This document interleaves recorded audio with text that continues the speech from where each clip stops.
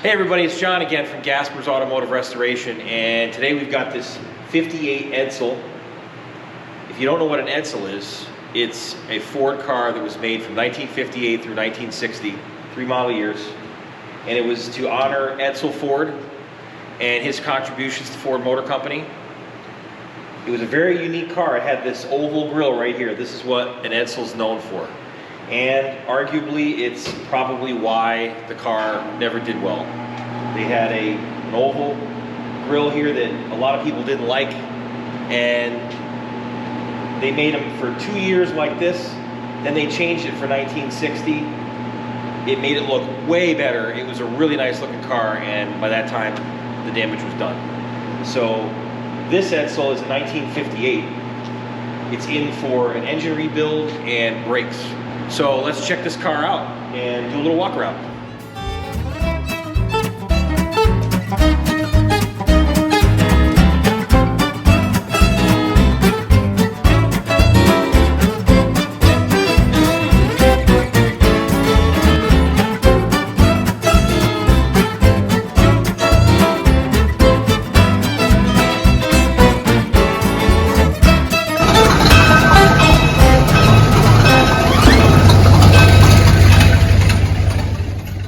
So this is a 1958 Edsel. It's a Pacer. That's the model. They had Ranger, Pacer, and a couple other ones. I forget what the models are that are above this, but I've done a little bit of research on this car. It's an interesting car. It's a two-door V8 automatic. It's got manual brakes and manual steering, which is kind of a little bit of a letdown, but it is a two-door and it's a V8 automatic. So that does bump it up a little bit. The other thing that's really nice about this car is it has no rust anywhere. I can't find rust on this body. There's a little bit of original metal here that does have some bubbling coming through down here, you can see, but nothing major at all. Really solid car. There's no Bondo in here. It's just an all tin sound coming out of there. It's really a nice car. It's a Southern car, I'm pretty sure.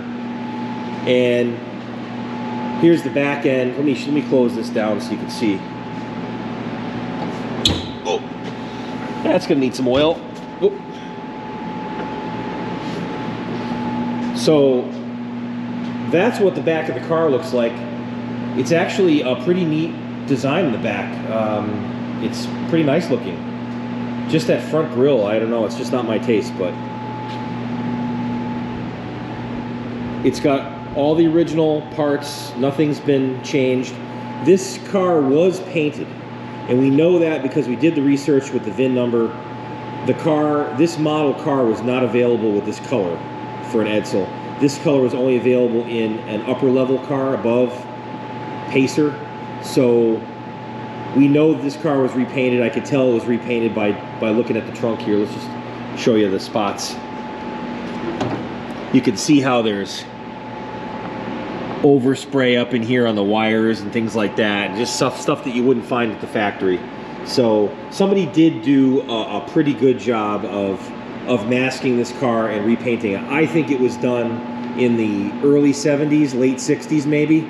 It's an old paint job. They took all the windows out, they took all the glass out to do that paint job. They changed everything. Let's open up the door here. This car was originally tricolor. It was red, black, and white. So it would have been a black and white car. Come on, door, cooperate. Pull this window down. So this would have been a black and white car with a red trimmed interior. And if you look, I'll show you on the other side, there's trim around the window that has red paint underneath where somebody slipped with a screwdriver. They scratched the pink paint and you could see the red underneath. So it would have had red trimmed interior. So this has been redone, probably the same time period, I'm guessing, the early 70s, late 60s. And they took this thing off. You can see the paint on the rubber strip right there. It's definitely been repainted, but they did take the time to do the door jambs and the interior of the car, the dash, they did repaint everything. So I was really, you know, surprised at the level of effort they spent in switching this car over to color. So, but the customer wanted the engine rebuilt. He sent it in, and it was running and driving, but running is a loose term. It had a lot of blow-by, really bad, and it was supposedly rebuilt in 2001.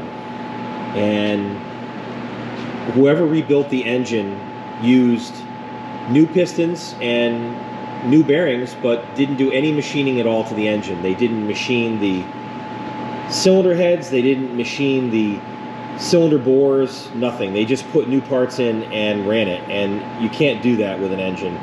If you felt the inside of the cylinder bores, they were all wavy like a potato chip. It was just a really shoddy job, and the thing never ran right after it was rebuilt. So we sent this thing out. We took the engine out of here. We completely disassembled it and sent it out for machining. So it's at the machine shop right now.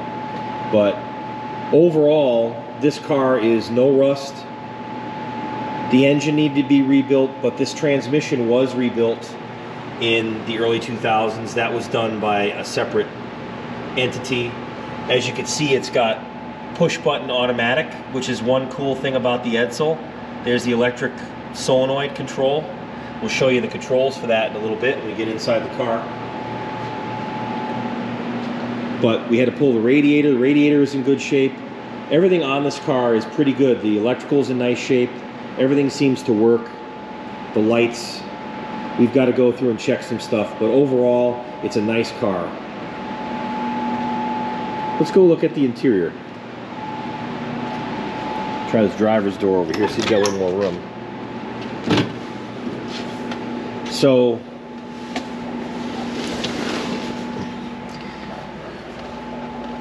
we got this pretty cool interior, nicely laid out with the gauges. Everything is like these little toggle switches here, which is kind of cool for your washer fluid and your looks like a cigarette lighter or something here, and blower motor control. It's really a kind of a cool space age 50s kind of a thing. Look at the speedometer. This looks like a compass on a ship or on a boat.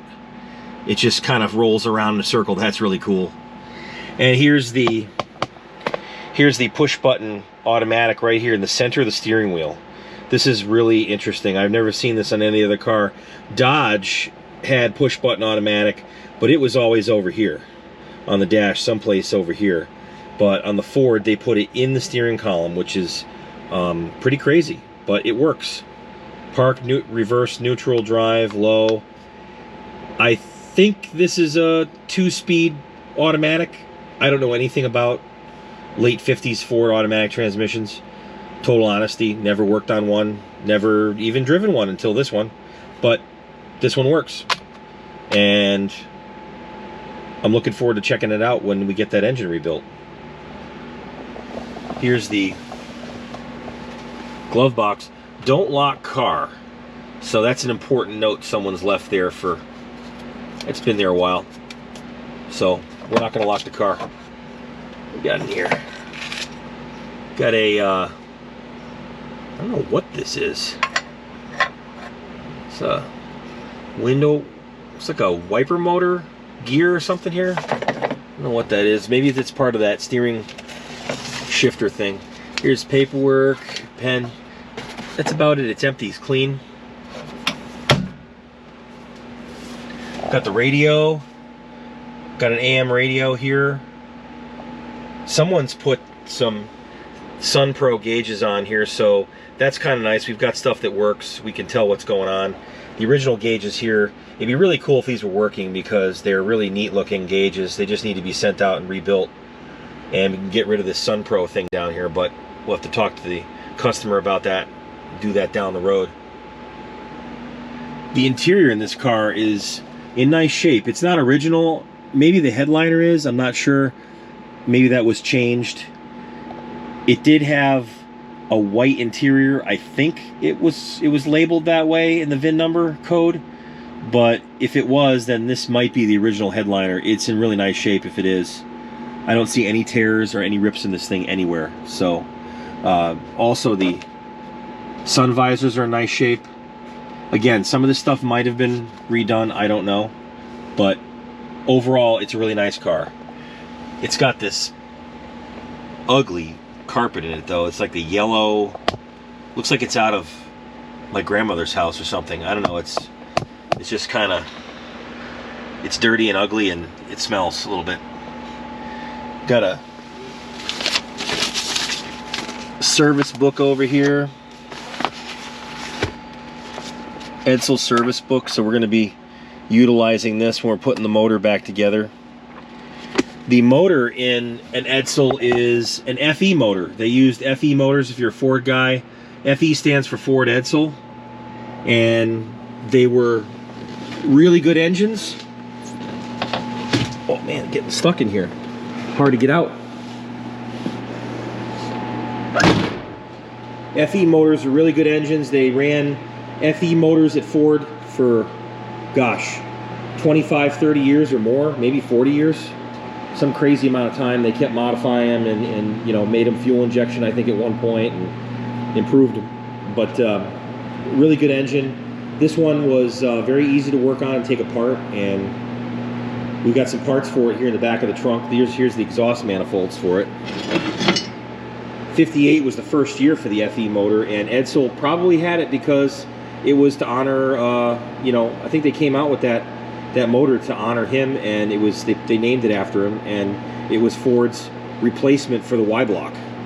And Ford ran the Y block for several years, I think through 63, according to the records we looked up, in trucks and cars, maybe trucks through 64, I don't know, but they ran both the FE motor and the Y block at the same time from 58 to 63, and then they ended the Y block and went just with the FE motor. So it was a superior engine, and it's really good to work on.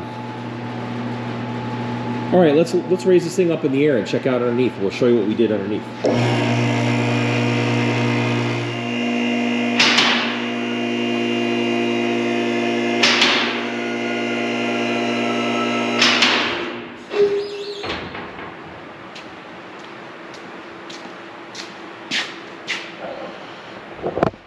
Okay, let's take a look underneath here now. Let me grab a light. I'm gonna put my headlight on here.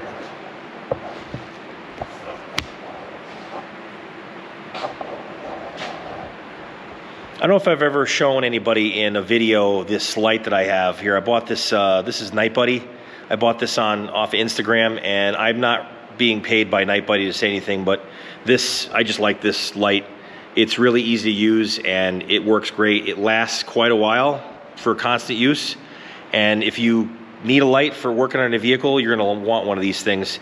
It's compact. It sticks right near your head. It's not like the ones that stick out, you know, to here. The cheap ones you buy, those they always get caught on something or whatever. This thing, it's like it's not even there, so you get used to it after a while. But anyway, get yourself a Night Buddy headlight. So overall, this car is in really nice shape. There's the front end, the suspension. Somebody replaced the shocks back. I'm assuming when the engine was done, they put some newer shocks in here. Same thing in the back, so that's cool. And it looks like the bushings and stuff in this car are in good condition. I don't see any problems. There was some clunking with the car when I drove it the short distance I did before we pulled the motor, but it was, I think it was the exhaust. The exhaust was completely loose, not attached to the car really. So it was probably just bouncing around, but we're gonna just see what it sounds like and rides like once we get everything back together. They did the sway bar links right here back then, I'm assuming. Looks like it's been done a while ago. And we came through and greased everything while we're under here. That was real quick, greased it up. It looks like original suspension. I don't see anything replaced here, modified, so everything's totally stock. Somebody had done the brakes in this car, and they did a really, just kind of a terrible job at it. The brakes didn't work right. The hoses were the wrong length that go from your wheel cylinder up to the line right there, and they're supposed to have a metal extension on them, which you can still get. It's not a problem, but whoever did this car had some hoses laying around, I guess, and they just used them. I don't know, but they were different lengths from left to right, and the one in the back wasn't right. It's just stupid. So make sure when you're doing brakes in your car, don't cut corners. So we did new lines. We ripped out the old lines. They were dirty and rotting out. They were metal lines, steel lines, I should say. Sometimes the really older cars you get copper lines, but at this point in 58, I think they were just using steel. So we put in copper nickel, and we pre-bend all our lines here. We take the old ones out completely, and we bend up and match them on the bench, and then put them in, which works out really well. They fit correctly. Everything is just like it was when it was factory. The only part we couldn't get was up in here over the frame. That was impossible to get in there, so we had to cut off the old piece of line and bypass it a little bit. But other than that, everything is exactly as it was at the factory. And we did it all the way back here. All the clips, everything, factory clips. And we've got it back here now. I'm waiting on the brake hoses to come in, and the brake hose goes right up here through here, and we'll hook up this guy right here. So we have a little extra length there. And you can see the shocks back here. Somebody had replaced those again the same time. And we checked the rear differential fluid, and it was low. It was down 2 quarts. It was really low. So we filled that back up. I think this input shaft right here is leaking. I know it's leaking here, but I'm not sure what it's like when it's running. We're gonna check that out after we do a test drive, see how bad it is. If it's bad enough, we'll change it, see what the customer wants to do. Of course, everything depends on somebody's budget. And here's one of the wheels. All we did was we took the brakes off, brake shoes, and here's the shoes down here. They were replaced back in the day, early 2000s, late 90s, whenever this thing was done, but I'm just gonna put new brake shoes on. They're cheap enough. The drums are original Fomoco drums, and they're in really nice condition. Car only has 77,000 miles on it, and you can see I saw it the other day. The Fomoco logo's on here somewhere. Let's see if I can find it. It was pretty cool seeing that on there. It was on the other drum. I know I saw it somewhere.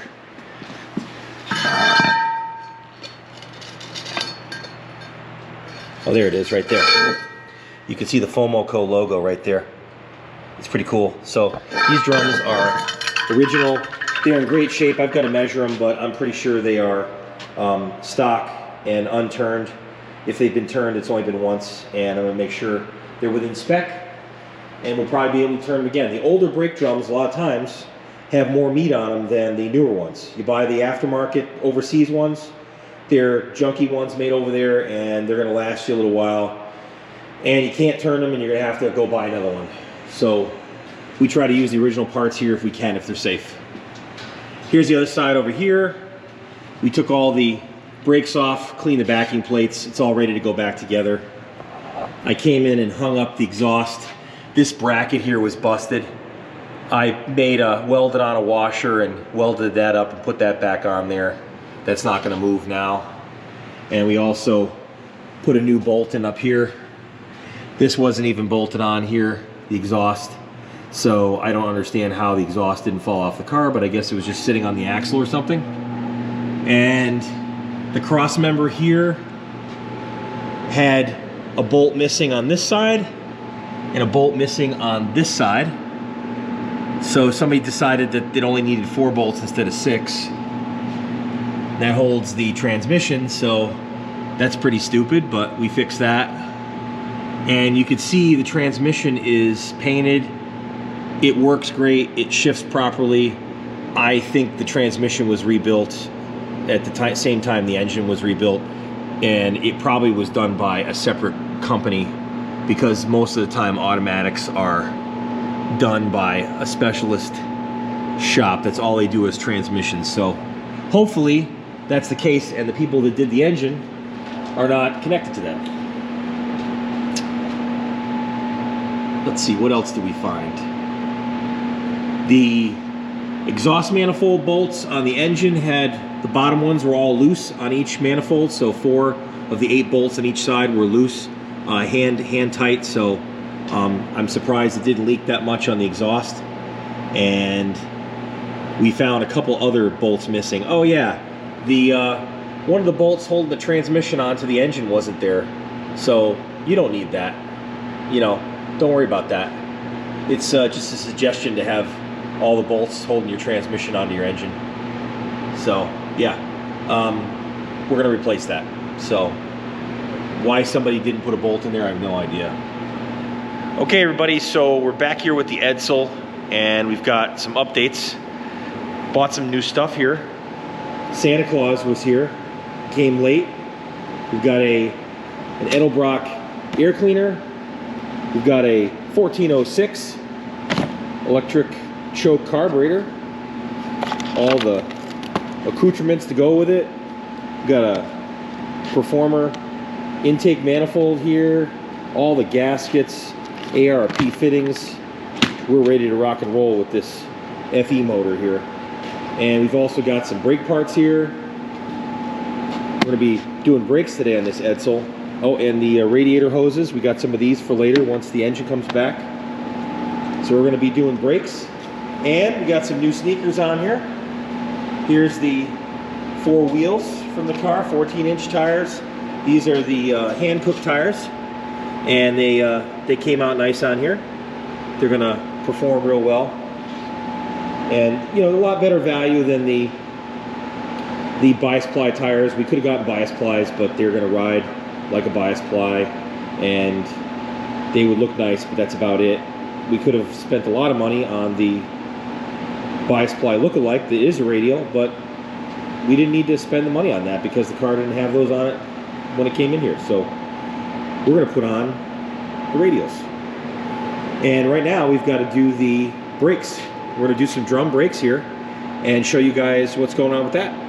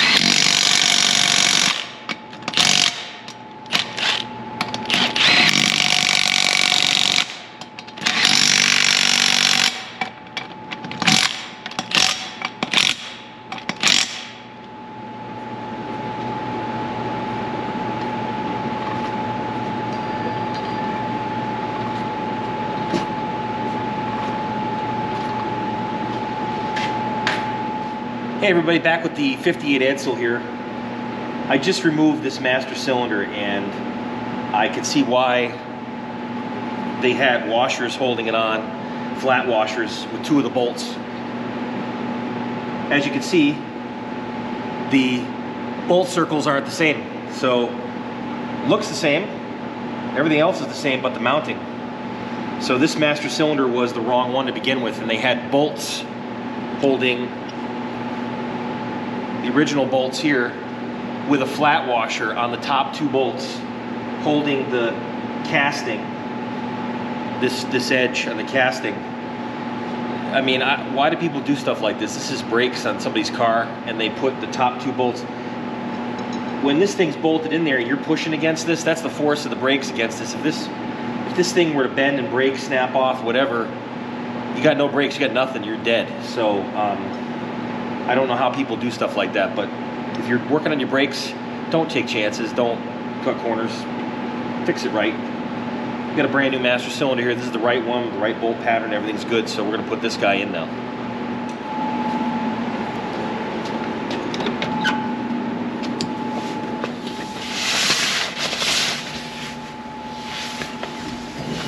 Gotta get in here and under this floorboard here.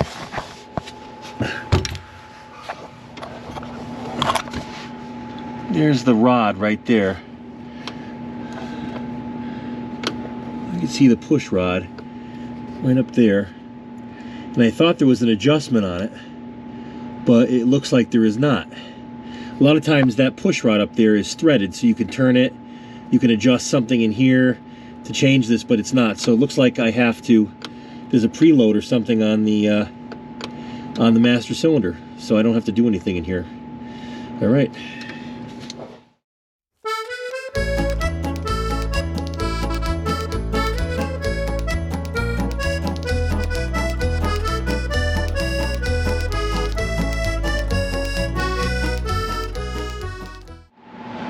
Okay, so I'm under I almost said Fairlane, the Edsel, same thing.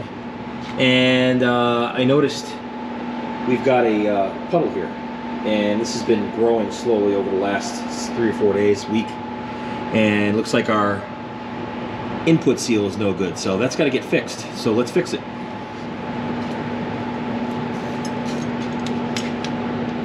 I think I can use my socket on here.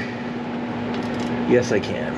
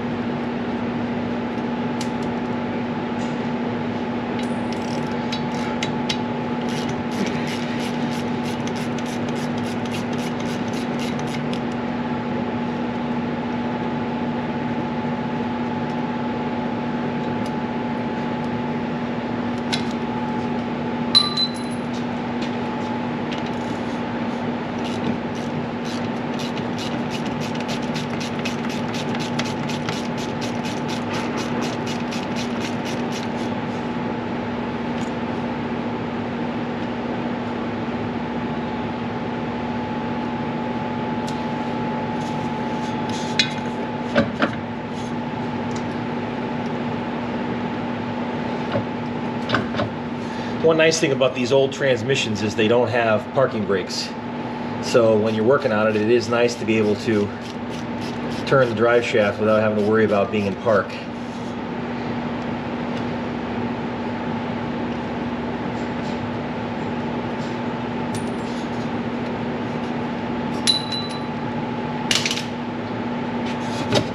Okay.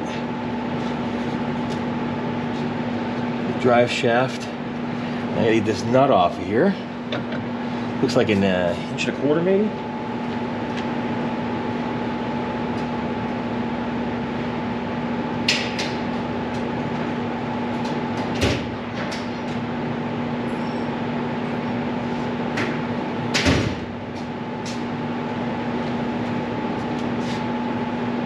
Nope, too big.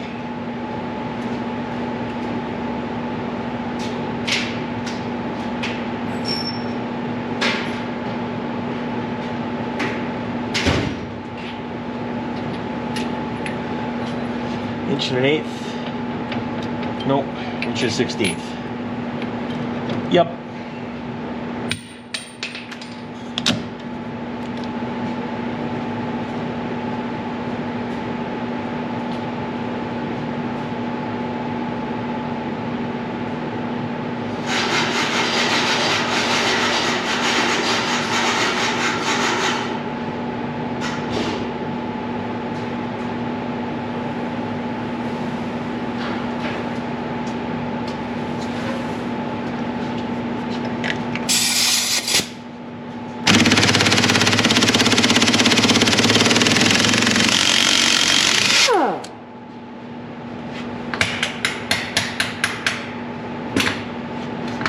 Okay. This guy off. Oh yeah. There's our leak. Okay, so get a little bucket to catch all that oil. Save it.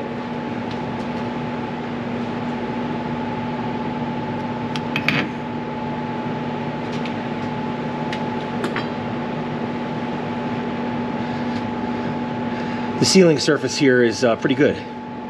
It's I don't see any ridges or anything, so looks doesn't look too bad. I'm gonna get this cleaned up here. It's pretty nasty. I'll pop that seal out. Okay, so this oil is gonna start coming out more here. We got the bucket collecting it.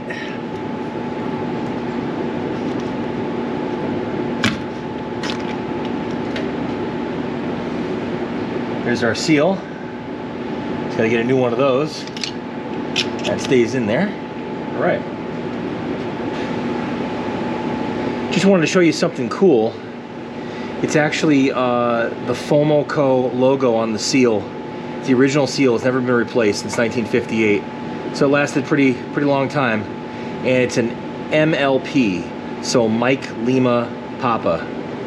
If you're looking for a seal for your Edsel, that's what it is. Original Ford part. I'm gonna go see who's got this.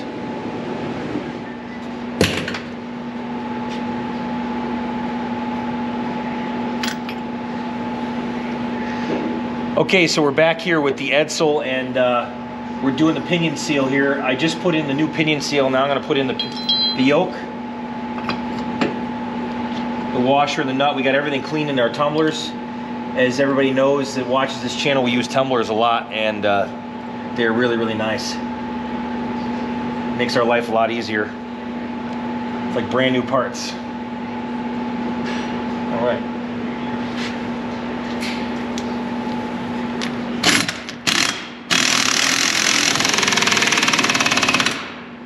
There we go. Just want to show everybody the factory U-joint. There's a strap going across to hold it together. Look at that. I'd never seen that before. That's a great idea to keep the caps from falling off, so when you're working there it doesn't come apart at the assembly line.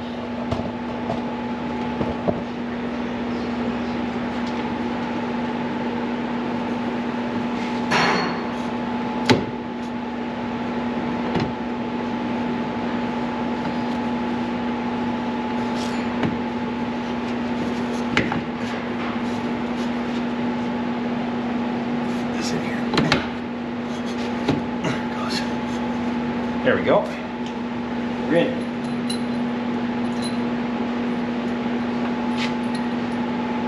It was a cartoon, Sim Sim Salabim. I don't know what that was. Was that Aladdin? Or what was that? Sim Sim Salabim. I got a more important question. What's Sim Sim Salabim from? Is that one of those 60s cartoons? Isn't that this? It rides a magic carpet or something? It's not Aladdin. It's something else. I remember that from something. Anyway, what's your question? What type of oil should I put in that steering box? I would put in the 600 weight, the thickest stuff you can. Okay. Yeah. Okay. Yep. Okay. Nice having these nice new clean parts.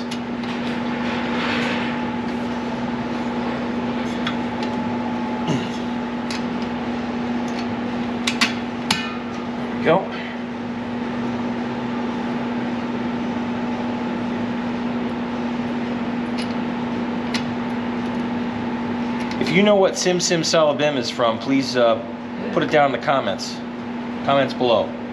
I don't know what it's from. I can remember it, but I don't know what it's from. Nobody here can remember it.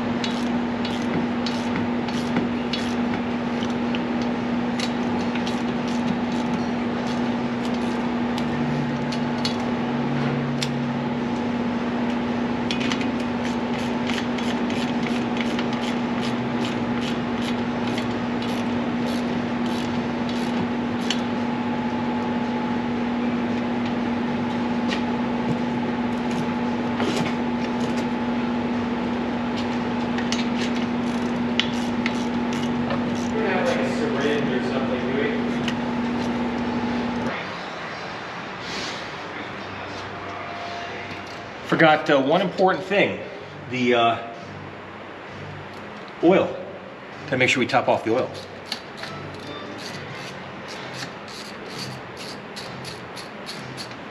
This little plug here.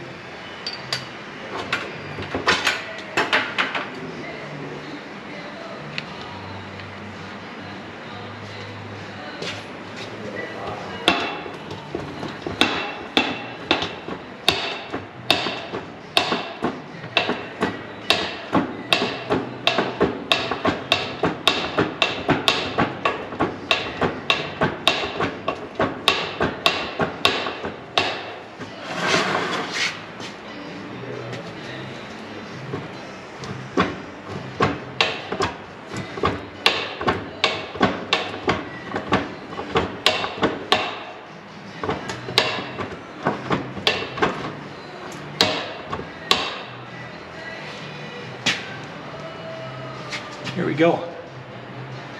Full.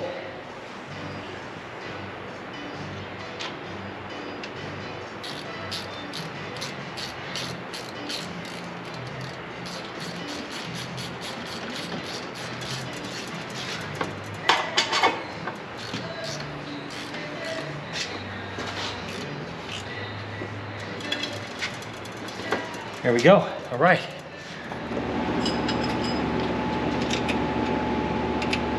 Okay, so I installed the flex line right here. We just got these in today, and I got the hose in the back. I'm putting this in. I just threaded it in, and now I'm going to tighten up this junction block. It's kind of cool. This junction block is a vent as well. It doubles as a vent for the rear end, so that's cool. Make sure all the stuff's nice and tight.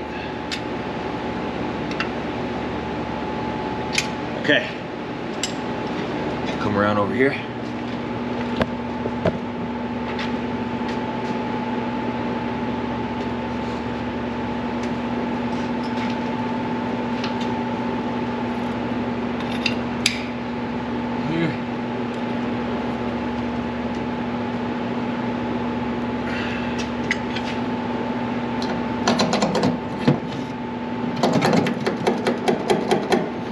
There we go.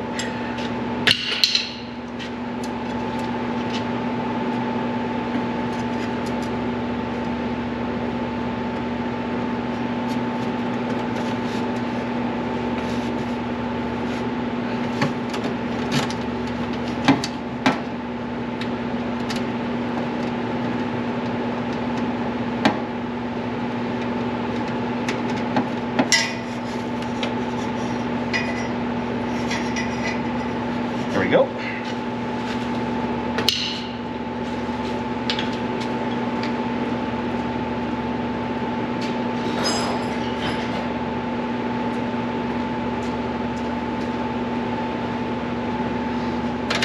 Line wrench on here.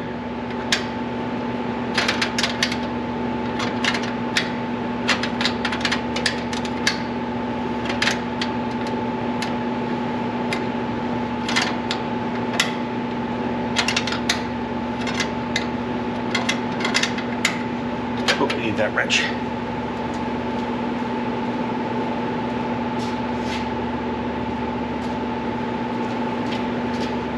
5/8 back this up.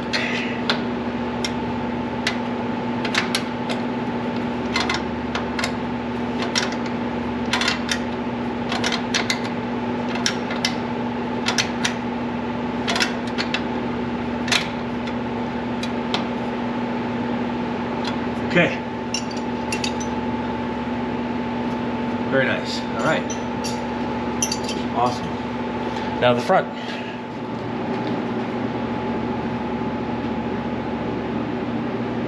Gotta make sure you have your copper gasket on these. These special long extensions are for the Edsel. I think that all the Ford cars use these, and it allows you to get your wrench away from the tight quarters here.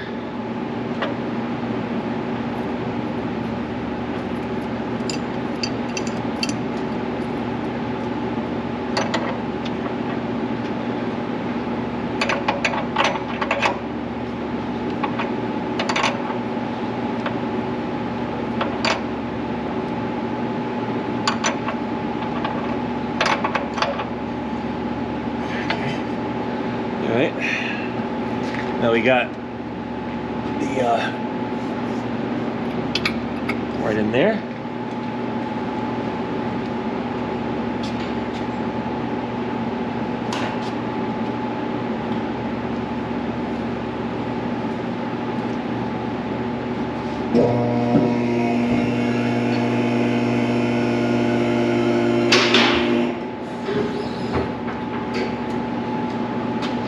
Get my head in here a little bit better.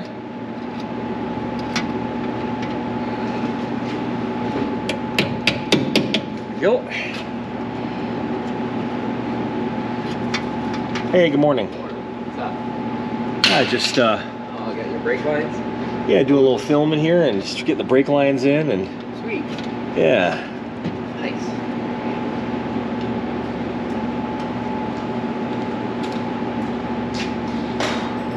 Can you fire up the Duramax? Let it warm up.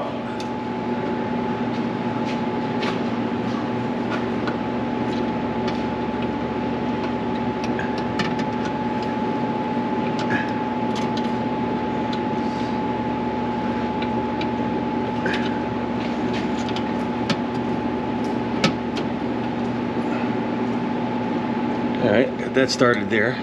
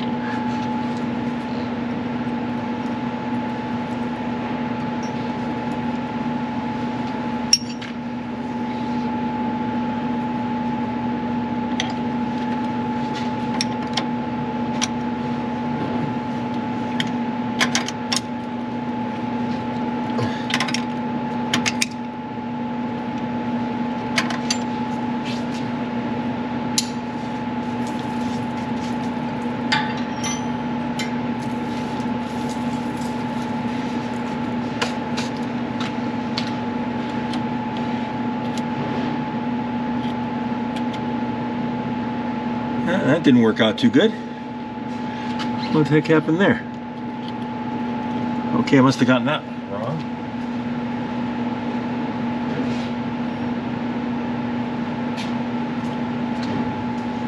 That's why you always save your brake parts. Old clip here, perfect condition.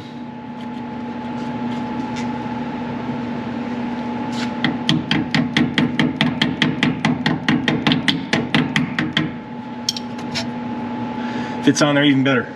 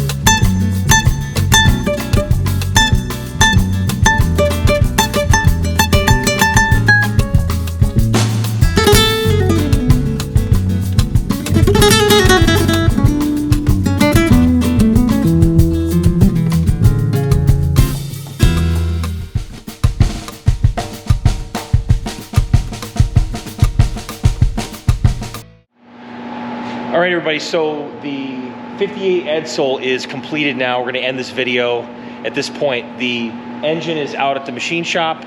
Once the engine comes back, we're gonna show assembly of that engine, painting it, putting it all together, installing it in the car, and doing a test drive. So stay tuned for the next video and keep that old iron running.